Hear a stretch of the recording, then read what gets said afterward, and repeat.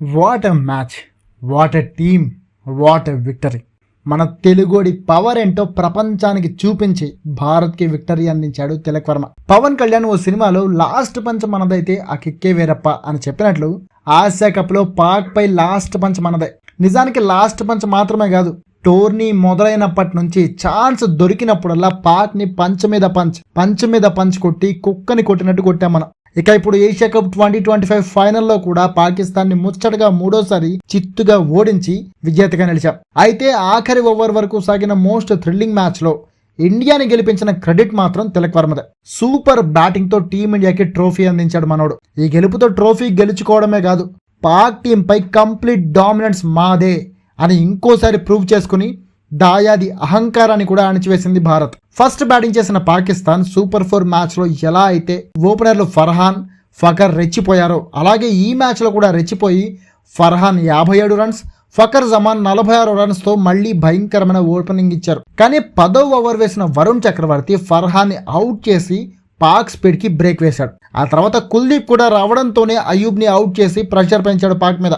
ఆ నెక్స్ట్ ఓవర్లో అక్షర్ పటేల్ హ్యారిస్ని డకౌట్ చేయడం, ఆ తర్వాత 15వ ఓవర్లో మళ్లీ వరుణ్ చక్రవర్తి ఫకర్ వికెట్ కూడా తీయడంతో పాక్ బ్యాటింగ్ లైన్ పూర్తిగా కొలాప్స్ అయిపోయింది. ఆ తర్వాత కుల్దీప్ ఒకే ఓవర్లో 3 వికెట్లు తీసి పాక్ ని చావు దెబ్బ కొట్టాడు. దీంతో ఒక దశలో 113/2తో పటిష్ట స్థితిలో ఉన్న పాక్ భారీ స్కోరు చేస్తుంది అనుకుంటే అంతా తలకిందులై 19.1 ఓవర్లలో 146 రన్స్ కి ఆల్అౌట్ అయింది పాకిస్తాన్. అయితే 147 రన్స్ టార్గెట్ టీమిండియా ఊదేస్తుంది, అసలు పరుగుల వీరుడు అభిషేక్ ఒక్కడే ఈ స్కోరు కొట్టేస్తాడు అనుకున్నారు ఫ్యాన్స్. కానీ ఫ్యాన్స్ అందరికీ షాక్ ఇచ్చిన అభిషేక్ 5 పరుగులకే అవుట్ కావడంతో పాక్ ఫస్ట్ స్ట్రాటజీ సక్సెస్ అయింది. అభిషేక్ ని ఫాస్ట్ గా అవుట్ చేస్తే విజయం మాదే అని పాక్ ఫస్ట్ నుంచి చెప్తున్నది ఫైనల్ ముందు వరకు. అండ్ ఈ విషయంలో పాక్ సక్సెస్ అయింది ఇక్కడ. దానికి తోడు ఆ వెంటనే captain Suryakumar Yadav, vice captain Shubman Gill కూడా పట్టుమని 10 రన్స్ కూడా కొట్టకుండా అవుట్ అయిపోయారు. దీంతో టీమిండియా మళ్లీ ఫైనల్ ఫోబియాలోకి బలి కాబోతోంది అండ్ ఓటమి ఖాయం అనుకున్నారంతా. అయితే తిలక్ వర్మ చాలా కూల్గా క్రీజులో కుదురుకోవడమే కాకుండా సంజు శాంసన్తో కలిసి ఇన్నింగ్స్ స్లోగా నడిపించాడు.